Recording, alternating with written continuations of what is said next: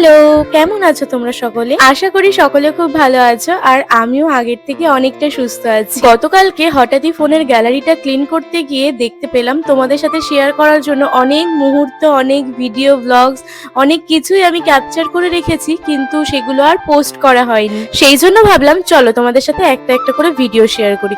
এই তো বেশ কিছুদিন আগের কথা, মাকে বলেছিলাম খুব পাটিসাপটা খেতে ইচ্ছা করছে। যদিও বা আমি খুব একটা বেশি মিষ্টি জিনিস বা পিঠেপুলি অতটাও ভালোবাসি না, তবে কিছু কিছু ভালোবাসি। তো সেই জন্য মাকে বলাতে মা কিন্তু সকাল সকাল আমার জন্য বেশ সুন্দর করে পাটিসাপটা করে দিচ্ছিল। আর আমি তোমাদের সাথে শেয়ার করব বলেই কিছুটা ক্যাপচার করে রেখেছিলাম যে মা কিভাবে পাটিসাপটা বানায় বা কিরকম ভাবে কি করে না করে সেইটাই আর এই কথাটা না বললেই নয়, আমার মা কিন্তু কখনো কারোর কাছ থেকে কোনো রকম পিঠেপুলি বানানো শেখেনি।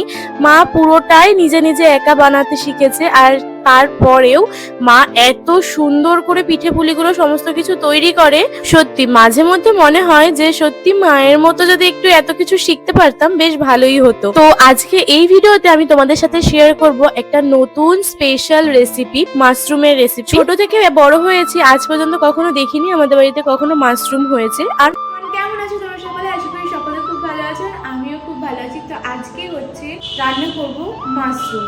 তো আমাদের বাড়িতে কিন্তু কেউ কোনোদিনও মাশরুম খায়নি, কিন্তু আমার বর মানে তোমার দাদাভাই হচ্ছে মাশরুম খেতে খুব ভালোবাসে। তো এর আগে কখনো মাশরুম আনাও হয়নি আমাদের বাড়িতে। আজকে আমি বাজারে গেছিলাম বাবার সাথে, তখন গিয়ে মাশরুম দেখে মনে হলো যে না, একটু নিয়ে টেস্ট করে দেখি। তো এই দেখো মাশরুমগুলো হচ্ছে আমি এখানে ধুয়ে কেটে রেখেছি ভালো করে। এখন এটা ম্যারিনেট করবো। তো আসলে কিভাবে ম্যারিনেট করছি সেটা তোমার সাথে দেখাবো। বাটার দিয়ে নিয়েছি, এবার কিছুটা হচ্ছে হলুদ দিয়ে দেবো, তারপরে হচ্ছে কিছুটা দেব স্বাদ মতো নুন দেবো, আর একটু লঙ্কার গুঁড়ো দিতে হবে। এটা হচ্ছে তোমরা ঝালটাও দিতে পারো, আবার কালারটাও দিতে পারো, খেতে পারো। আর একটু দিয়ে নিতে হবে একটু গরম মশলা। এটার মধ্যে কি স্পুন আছে? গরম মশলা নুন দিয়েছি, হচ্ছে ভালো করে একটু ম্যারিনেট করে নেবো। জানি না কেমন হবে, ফার্স্ট টাইম তো রান্না করছি। আমাদের দাদাভাই হচ্ছে এর আগে অনেকবারই খেয়েছে, আমি বিনগরে থাকাকালীন দেখেছি, কিন্তু এরকমভাবে কিনা জানি না। চলো রান্নাটা করে নিই, করে দেখি। তুমি খাবি তো? আমিও আজকে টেস্ট করবো। আমিও খাই না, আমিও কি মাম্মামও খাইনি, বাবাও খাইনি।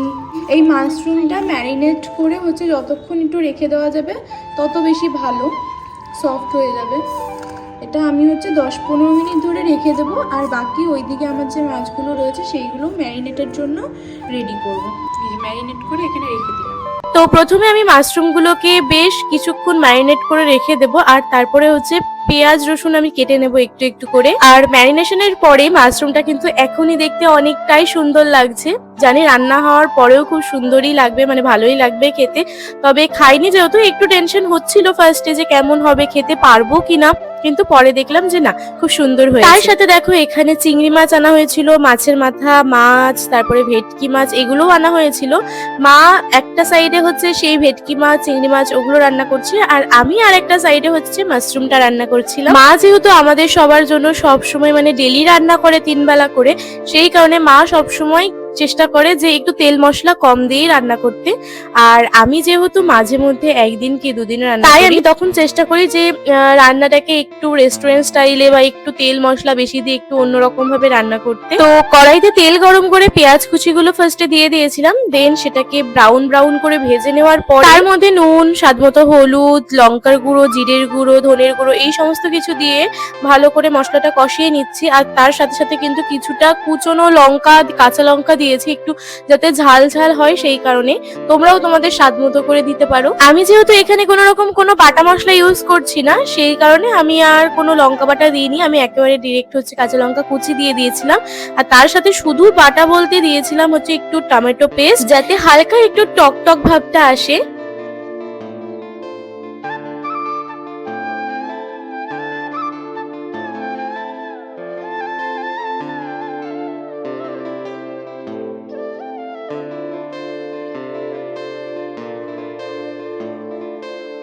তারপরে মশলাটা কিছুটা কষানোর পর ওভেনের ফ্লেমটাকে একদম লো করে দিয়ে আমি কিছুটা দই, টক দই ফ্যাটানো করিয়ে সেটা হচ্ছে দিয়ে দিয়েছিলাম।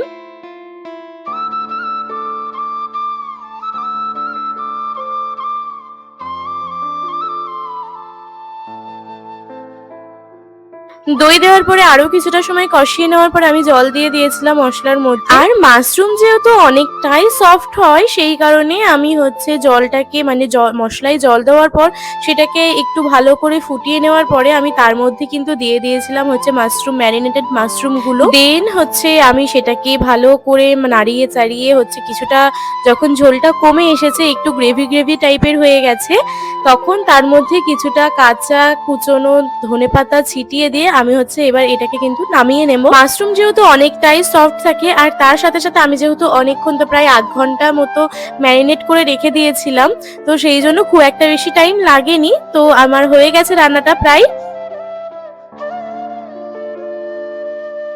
এবার আমি এটাকে সার্ভ করে নেব। আর সবাইকে যখন খেতে দিয়েছিলাম বিশ্বাস করো সবাই ভীষণ ভালো লেগেছে সবার, সবাই খুব খুশি খেয়ে। আর সবাই তো বলছিল একদম মানে পুরো চিকেনের মতো হয়েছে, আর টেস্টটা তো দারুণ দারুণ হয়েছিল। মানে যেই আমি মানে ভেজ পনির এগুলো খেতে পছন্দ করি না, সেই আমারও কিন্তু ভীষণ ভালো লেগেছিল এই মাশরুমটা। আর যেহেতু আমরা সবাই একটু ঝাল কষা কষা খেতে ভালোবাসি, তো সেই কারণেই আমি আরো স্পেশালি মাশরুমটা এইভাবে রান্না করেছিলাম। আর রান্নার পরে দেখো আমি বাটিতে করে একটু তুলে হচ্ছে তোমাদের দাদাভাই মানে আমার হাজবেন্ডের কাছেই নিয়ে যাচ্ছি, ওকে ফার্স্টে টেস্ট করাবো বলে।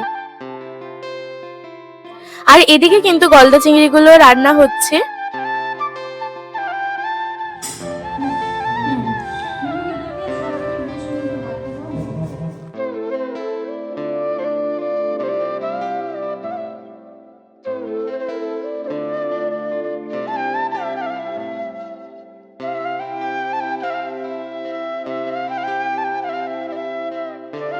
দিয়ে গলদা চিংড়িটা নামিয়ে মা এখন বানাবে হচ্ছে ভেটকি মাছ। তো ভেটকি মাছটা তো একদম সিম্পল ভাবেই বানাবে, মানে আলুগুলো কেটে ভেজে তারপরে মশলা দিয়ে আদা জিরে বাটা দিয়ে যেভাবে ভেটকি মাছের পাতলা করে ঝোল হয় সেই রকম ভাবেই কিন্তু মা বানাচ্ছে। ও সরি, ভুলেই গেছি, ভেটকি মাছটাও আমিই বানাচ্ছিলাম, কারণ যেহেতু বেশ অনেকদিন আগের ভিডিও এগুলো, তাই হচ্ছে আমি ভুলেই গেছিলাম মা বানাচ্ছিল কি আমি বানাচ্ছিলাম। দেন রান্নার পদ্ধতি দেখে মনে হলো যে না, এটা তো মা বানাবে না, এটা আমিই বানাচ্ছিলাম। মানে মাশরুমটা যেভাবে কষা কষা করে বানিয়েছিলাম ঠিক সেইভাবে একটু মানে হেভি গ্রেভিতে আমি হচ্ছে ভেটকি মাছটাও রান্না করছি। তোমরা দেখো, রান্নাটা দেখলেই বুঝতে পারবে দুটো কিন্তু অনেকটা সেম সেম প্রসেসেই হচ্ছে।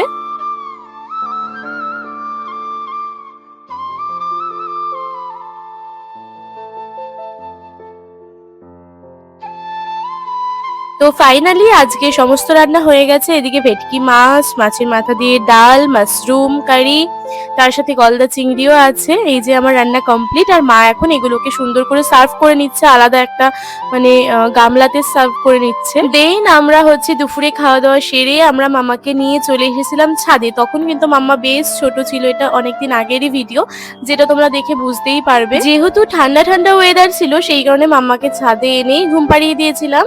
ছাদে বেশ রোদ ছিল, মাম্মার একটু আরামই লাগতো। আর দেখো এই ভিডিওগুলো এডিট করতে গিয়ে কিন্তু আমার একটাই কথা মানে বারবার মাথায় আসছে, এই সময়টা কিন্তু পেরিয়ে গেছে, মাম্মা কিন্তু এখন 2 বছরের হয়ে গেছে, কিন্তু এই ভিডিওগুলো ফটোসগুলো তুলে রেখেছিলাম বলেই আমি যখন চাই তখন আবার সেই মেমোরিজ গুলোকে আমি চোখের সামনে তুলে দেখতে পারি।